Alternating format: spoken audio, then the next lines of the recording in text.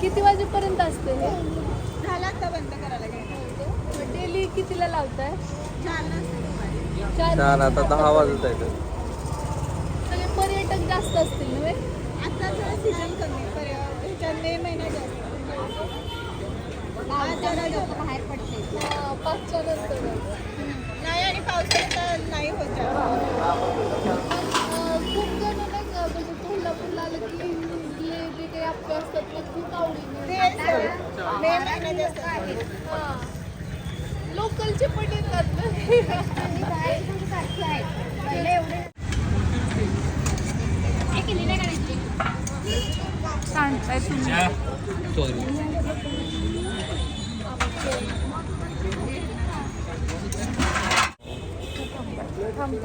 आज ना काहीही प्लॅन नव्हतं, काही ठरवलं नव्हतं, पण तिला बोलवायचं होतं त्यामुळे आलोय आम्ही. कसे काय करून गोल गोल फिरून पण आलो. हो 2 राऊंड झाले आमचे.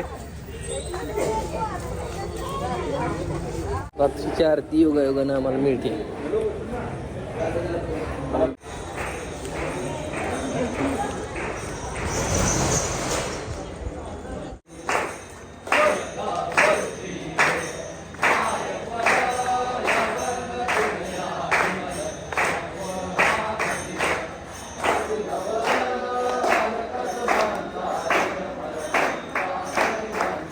वर्षा तिच्याकडे बघ.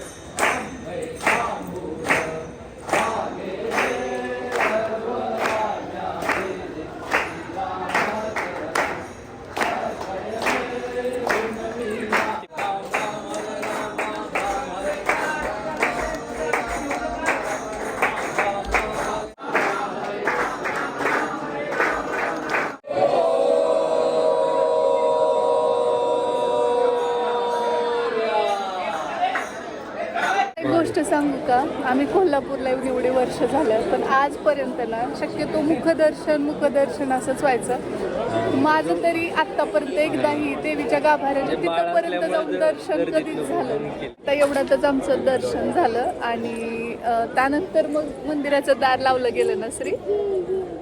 आत्ता ना मी आई अंबाबाईच्या इथं दारात बसले. झालं दर्शनच नव्हे तर छान अशी आरती सुद्धा आम्हाला मिळाली. दर्शनासाठी म्हणजे जी मेन रांग असते ना तर तसंच अचानक सोडलं गेलं, कारण का खूप एवढी जास्त काही गर्दी नव्हती आणि काय झालं काय माहिती आम्हाला डिरेक्टली म्हणजे आतपर्यंत सोडलं गेलं आणि देवीचं खूप जवळून दर्शन केलं आज.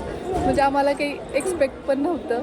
खरं तर घरातून निघालो होतो श्रीची पुस्तकं आणण्यासाठी, कारण त्याला ना आज त्याचं PTM होतं आणि मार्क्स वगैरे छान आले. त्यांनी म्हटलेलं की मला छान मार्क्स आले की मग मला द डायरी ऑफ विम्प्री किड हे बुक हवं आहे आणि त्यासाठीच आम्ही आलेलो. परंतु आज नेमकं उशीर झाला यायला आणि दुकानं सगळी बंद झाली. मग बंद झाल्यानंतर आम्ही इकडे महाद्वारच्या इकडे 1-2 उघडी असतील असं आम्हाला तिकडे सांगण्यात आलं, म्हणून आम्ही इकडे आलो.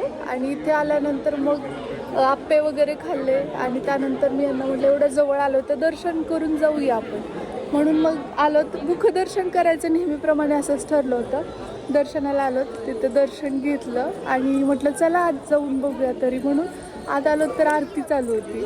आम्हाला आरती पण मिळाली आणि त्यानंतर लगेच आरतीला जेवढी मंडळी होती त्यांना देवीच्या दर्शनाला सोडलं आणि अतिशय जवळून देवीचं दर्शन करण्यात आलं. खरं कोल्हापूरला आल्यापासून आपापली कामं दगदग गडबड याच्यामध्ये काही कधी पॉसिबल नव्हतं होत ते, म्हणजे बाहेरच्या बाहेर मुखदर्शन असंच व्हायचं. पण फर्स्ट टाईम एवढं छान दर्शन झालं आमचं आणि शांभवी पण इकडे मस्त एन्जॉय करते दिसत असेल तुम्हाला तर. आणि कळस वगैरे केला आहे सोन्याचा. खूप गोड अनुभव आहे हा आणि काही वेळानं आपण काही ठरवलेलं नसतं, काही नसतं, तरीसुद्धा असे अनपेक्षित गोष्टी घडतात, पण त्या एवढ्या भारी घडतात ना. म्हणजे तिच्या मनात असेल ना तर ती बोलावते, काहीही कारण लावून काहीही असेल आणि त्यानंतर मग ह्या अशा गोष्टी घडतात. आता काही जण म्हणतील की अंधश्रद्धा ह्या त्या गोष्टी, पण ज्यांच्या मनात थोडीशी जरी श्रद्धा असेल ना तर त्यांना ते रिलेट होईल. कारण मी असं समजते की श्रद्धा आणि अंधश्रद्धा याच्यामध्ये एक अतिशय नाजूक थिन लाईन असते आणि ती ओळखता आली की आपण कशाला वाहत जाऊ. परंतु हा श्रद्धा तर असलीच पाहिजे, ती असतेच आणि आहेच आणि म्हणूनच मग हे सगळं जग चाललेलं आहे. सो तुम्ही सुद्धा दर्शन घेऊ शकता इथे. आणि चला आता थोडा वेळ बसतो आणि निघतो. चला आता छान असं दर्शन झालं आणि निघालोय आम्ही घरी जाण्यासाठी. अजूनही महाद्वार रोड गजबजलेलाच आहे, कुठला सण नाही वार नाही तरी सुद्धा. आणि हे मात्र कायम असते इथं आल्यानंतर ही ओळखच आहे. गजरा आणि या गोष्टी देवीला खूप प्रिय आहे. तर चला आता निघतो आम्ही जाण्यासाठी. आणि त्यानंतर आपले यूट्यूब फॅमिली मेंबर पण भेटले होते, त्यामुळे दिवस अजूनच छान गेला. सो व्लॉग आवडला असल्यास लाईक शेअर सबस्क्राईब नक्की करा. भेटू आपण लवकरच उद्याच्याच नवीन व्लॉगसोबत. तोपर्यंत जय हिंद, जय महाराष्ट्र, जय जिजाऊ, जय शिवराय.